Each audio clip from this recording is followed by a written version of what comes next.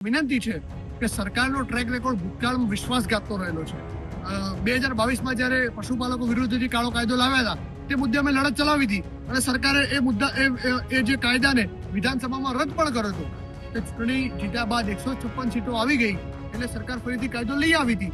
એટલે એવું ન થાય અને જે આગેવાનો અમારા સંતો મહંતોને ત્યાં સુધી લઈ ગયા મીટિંગ કરાવી છે એમની ખાસ જવાબદારી બને છે કે સરકારે જે ભૂતકાળમાં વિશ્વાસઘાત કર્યો હતો અથવા મુદ્દો શાંત પડી ગયા બાદ એ નિર્ણય બદલી નાખ્યો હતો, એવું ન થાય તેની તકેદારી રાખો. અમદાવાદના રબારી વસાહતના ડિમોલિશનને લઈને અનેક નેતાઓ અનેક અગ્રણીઓ સ્થળની મુલાકાત લેવા માટે આવ્યા છે.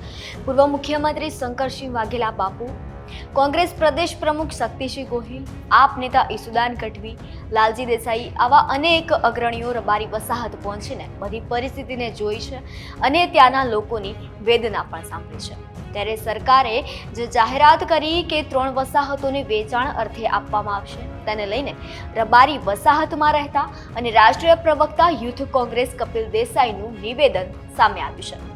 વધુ વિગતે જાણીશું આ વિડીયોમાં. નમસ્કાર, વાઇબ્સ ઓફ ઇન્ડિયા સાથે હું યશસ્વી.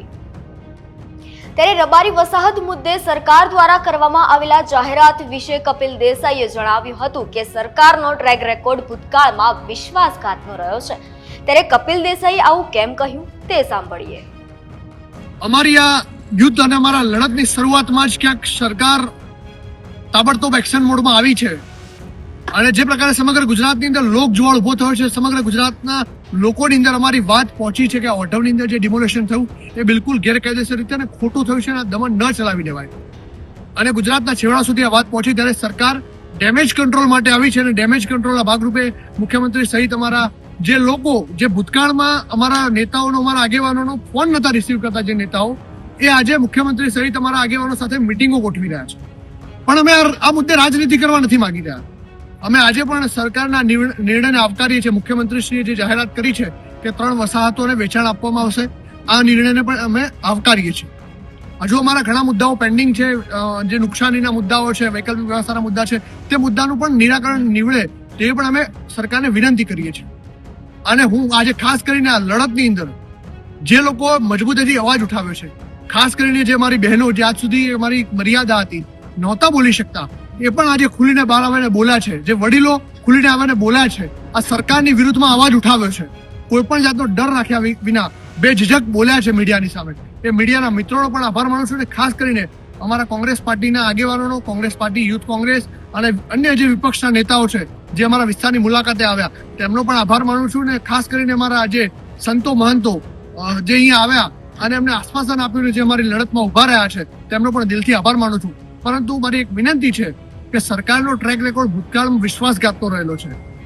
2022માં જ્યારે પશુપાલકો વિરુદ્ધ જે કાળો કાયદો લાવ્યા હતા તે મુદ્દે અમે લડત ચલાવી હતી અને સરકારે એ મુદ્દા એ જે કાયદાને વિધાનસભામાં રદ પણ કર્યો હતો.